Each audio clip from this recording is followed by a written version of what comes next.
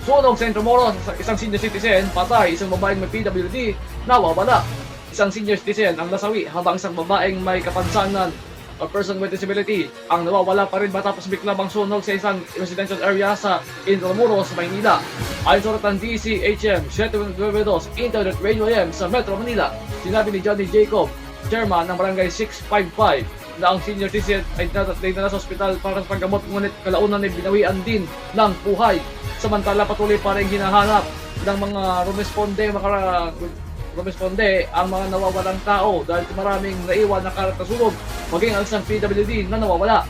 Pansamantalang nanatili ang mga apektadong presidente sa simbahan ng San Agustin at sa Delpan Sports Complex.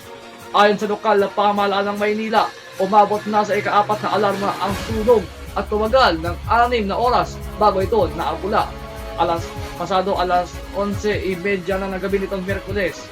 Bukod sa makikipot na kalye at kawalan ng mga fire hydrant, mas lalong nagpahirap sa mga bombero ang responde sa sunog sa malalakas na hangin. Sinabi naman ni Jacob na ang away ng magkasintahan ang nagtulak sa umano'y suspect na kamakailan lamang ay pinalaya mula sa detensyon na sinimula ng sunog. Hinihingi ng Balitaan Plus team at ng DCHM ang komento ng mga suspect.